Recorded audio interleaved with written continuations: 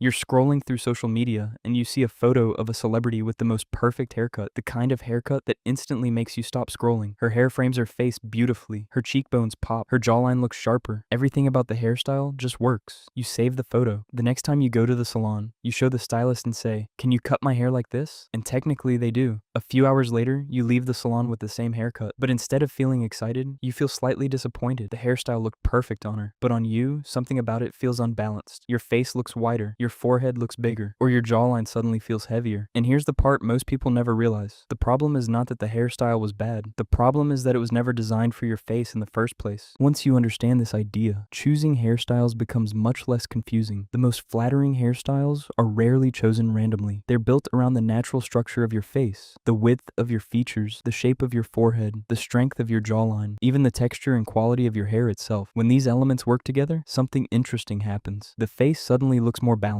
more harmonious, more intentional. And today we are going to break down exactly how that works. Because once you understand the relationship between hairstyles and facial structure, you stop copying random trends. Instead, you start choosing styles that actually enhance the face you already have. Let's start with the factor people hear about most often, but rarely understand deeply. Most people start the hairstyle conversation with face shape, but the advice you usually hear is very simplified. You might hear something like, round faces should avoid short hair, or oval faces can wear anything. But in reality, face shape is really about visual proportions. It is about how the length of the face compares to its width. For example, someone with a round face usually has cheeks that are the widest part of the face. The overall structure tends to be softer and more curved. A great example of this is Selena Gomez. Her face has gentle curves and fuller cheeks. When she wears hairstyles with longer layers or subtle vertical movement, the face appears slightly elongated and balanced. Now imagine placing a very blunt bob that stops exactly at cheek level on that same face. Instead of elongating the face, the hairstyle would visually widen it. The cheeks would suddenly become the main focal point. This is why stylists often recommend vertical movement for round faces. Layers that fall below the cheeks guide the eye downward, which subtly lengthens the face. Now compare that to someone like Sarah Jessica Parker. Her face is naturally longer and narrower. If she wore extremely long straight hair with no volume on the sides, her face would look even longer. Instead, hairstyles with waves, layers, or shoulder-length volume help create horizontal balance. The face looks more proportional. So the goal is not to fit your face into a category. The goal is to understand how hair can visually shift proportions.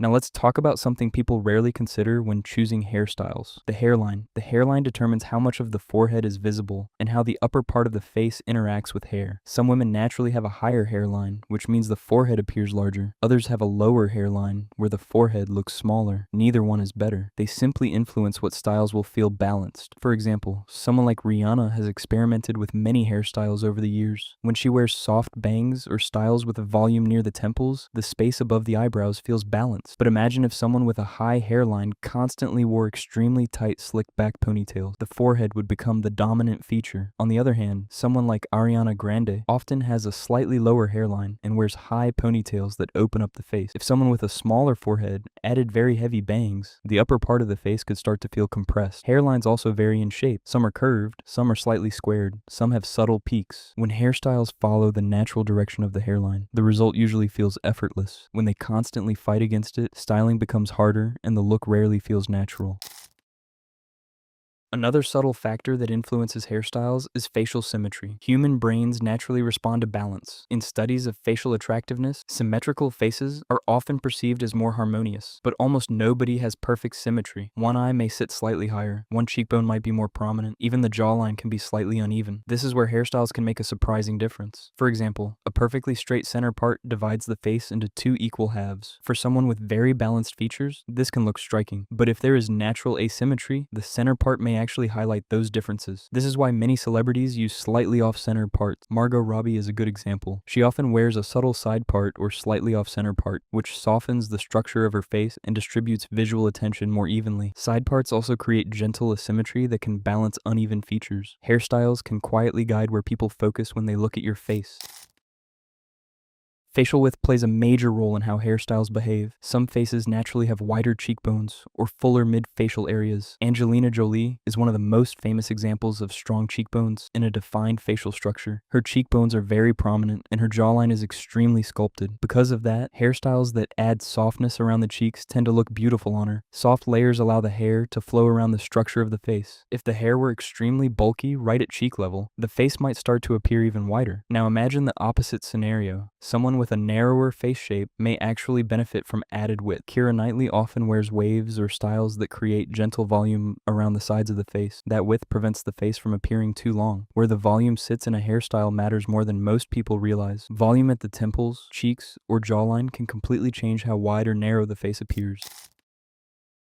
At this point, it helps to do something practical. Take a moment and stand in front of a mirror or open your phone camera. Pull your hair back so your entire face is visible. Now imagine dividing your face into 3 horizontal sections. The first section runs from your hairline to your eyebrows. The second section runs from your eyebrows to the bottom of your nose. The third section runs from your nose to your chin. These sections are called facial thirds. Just look at them and notice which one appears longest. Does your forehead take up more space? Is your lower face slightly longer? Or do the sections look fairly balanced? You do not need exact measurements. Simply observing these proportions already tells you why certain hairstyles may have worked better for you in the past.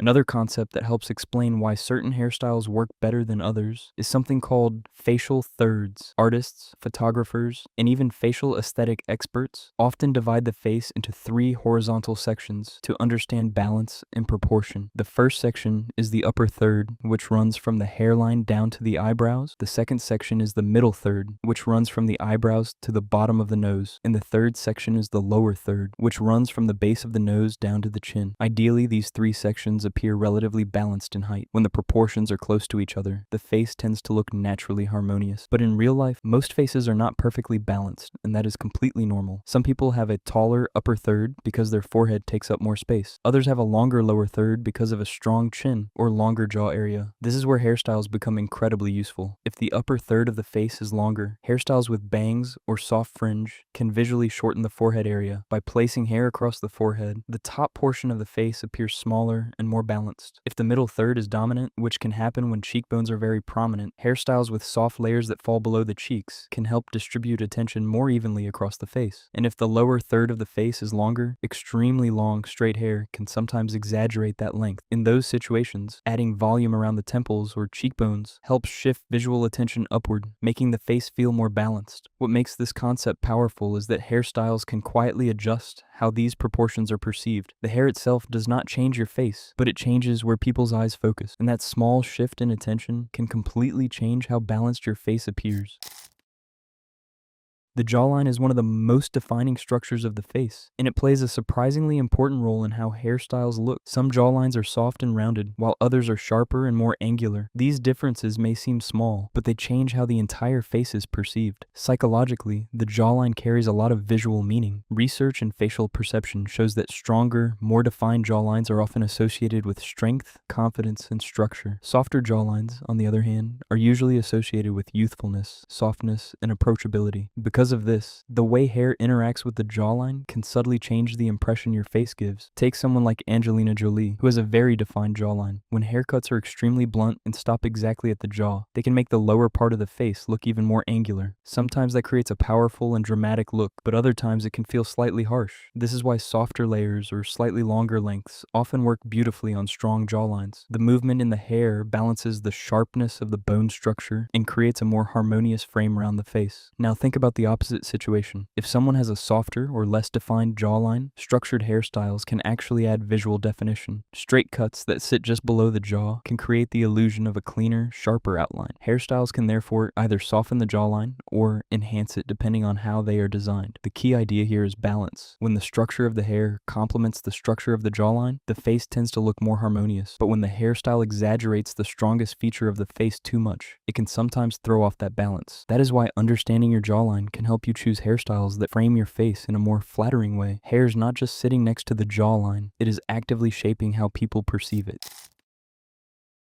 Finally, we need to talk about hair itself. Even the most perfectly designed haircut can struggle if it does not match the natural quality of the hair. Hair texture, density, and thickness all influence what styles will actually work. Someone like Zendaya has naturally voluminous curly hair. When her hairstyles embrace that texture, the result looks effortless. Trying to force extremely sleek styles on hair that naturally wants volume would require constant heat styling and maintenance. Now imagine someone with very fine hair. Too many layers can remove weight and make the hair appear thinner. In those cases, blunt cuts often create the illusion of fullness. Hair density also matters. Thick hair often needs internal layering so it does not become bulky. Fine hair often benefits from structure that preserves volume. The best hairstyles are the ones that work with your hair's natural behavior. When hair texture and facial structure align, styling becomes easier and the result feels authentic. The perfect hairstyle is not about copying celebrities or chasing trends. It is about understanding how hair frames your face. When your haircut complements your face shape, balances your proportions, and respects the natural quality of your hair, everything begins to feel effortless. Instead of forcing your face to match a trend, you start choosing styles that highlight what is already unique about you. And once you start thinking about hairstyles this way, the mirror often tells a very different story.